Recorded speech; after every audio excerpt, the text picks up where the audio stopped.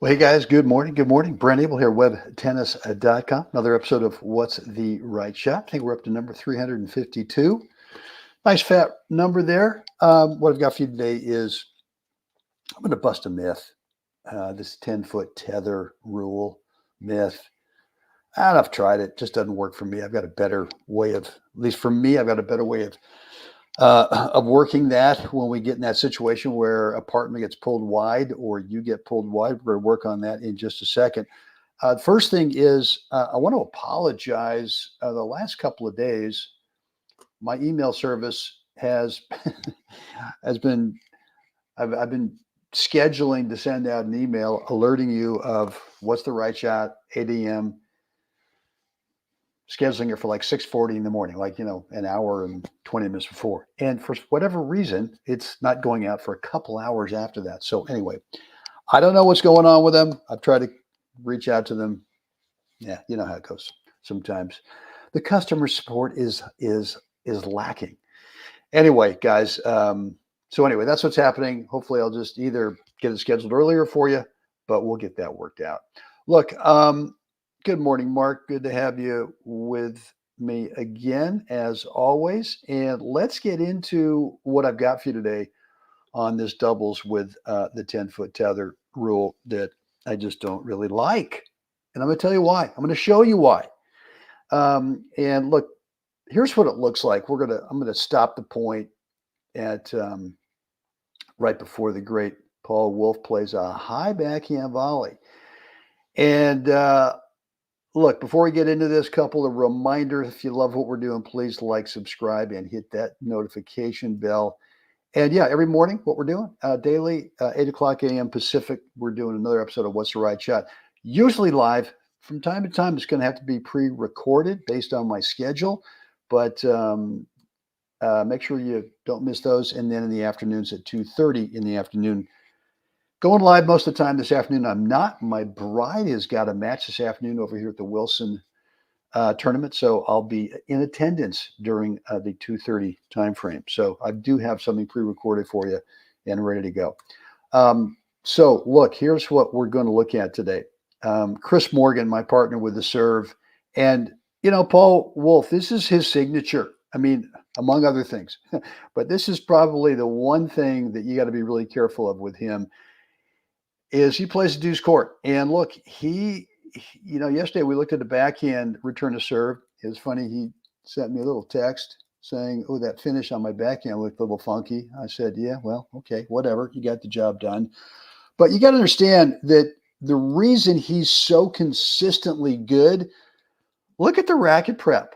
I mean, I know that the video is a little tough to see that far away, but the racket prep stays out to his side and never really goes behind him, right? So he creates spacing with the feet. He gets the racket string bed basically behind the contact point. It's not wrapped behind him where he's got to sort of, now it gets the timing becomes real difficult. We saw this with Larry Turville the other day. The other day, racket prep is just simply behind contact, and then from here, there's a real relaxing and letting swing speed go forward. And look, he's wrapping that thing around himself a little bit, right above his shoulder. So that's why he's so frustratingly good with this thing. Anyway, Chris does a nice job, which I think is basically here's why I don't like the 10-foot tether. Okay. So Chris does everything he can to get the ball back cross court, to put it back in front of me. Now, look, if we're going with a 10-foot tether and we have Chris here, that would mean I'd probably be, here in the service line. So if I've moved all the way over here because Chris is out here, what's wide open? All of this lower 40 is completely wide open. So I don't like that 10-foot tether rule. And what I'd rather do is hold my position and force Paul to have to go back towards Chris.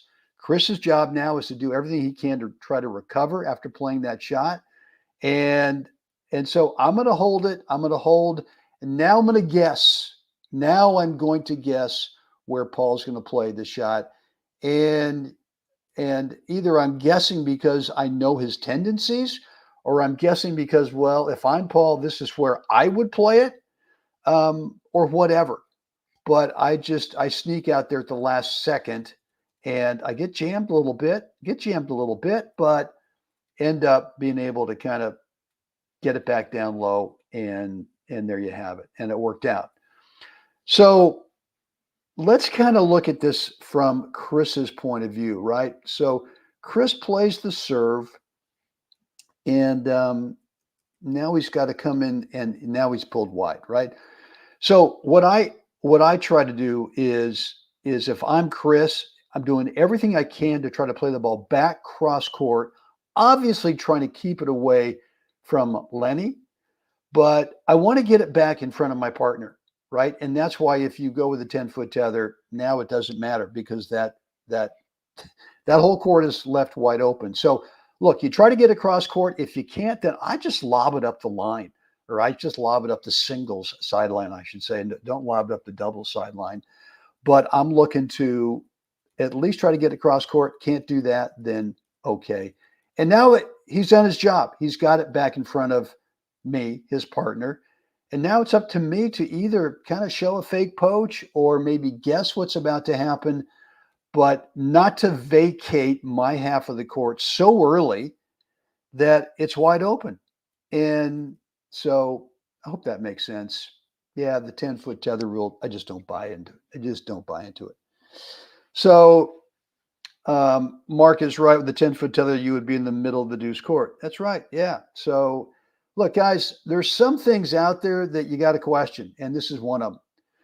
So I'd love to read your comments. And look, hold on for a sec. Yeah, any comments, any questions, any remarks down below, let me know in the comments area. And you can always shoot me an email if you want to keep it private, brent@webtennis.com. And by the way, I want to say good morning to the great Rich Crinks, who's said good morning.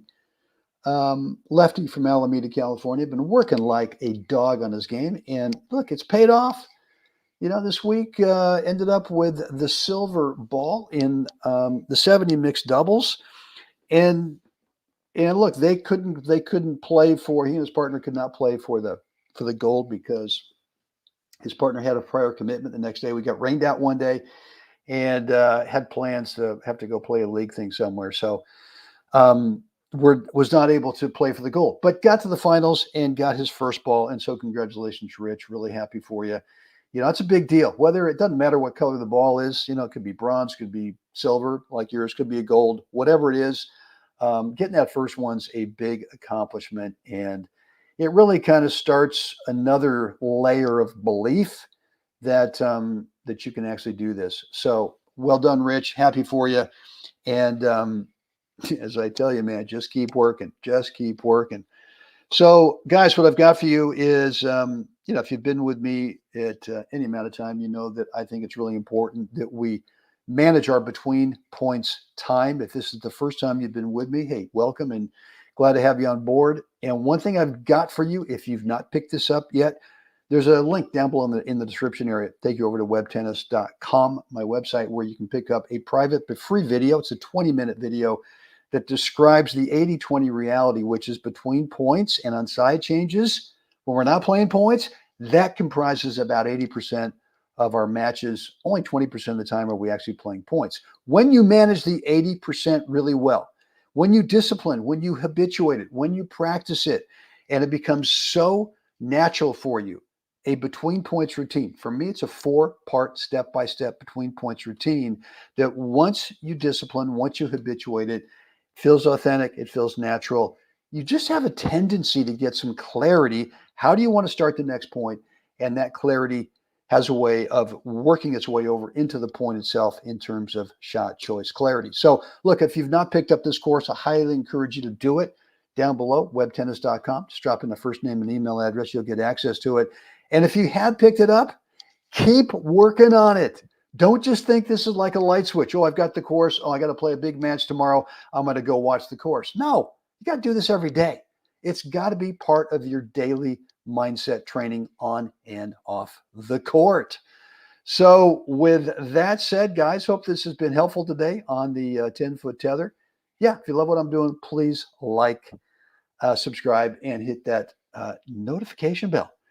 And Michael Rogers, good to see you. Thank you. I know you've got an event this weekend. Good luck with that. I don't know what the weather is like. Hope you get that in this weekend, but whatever. Go get them, guys. And as always, it's time for us. We got to get out there. We've got to help someone else have a great day, guys. See you again next time.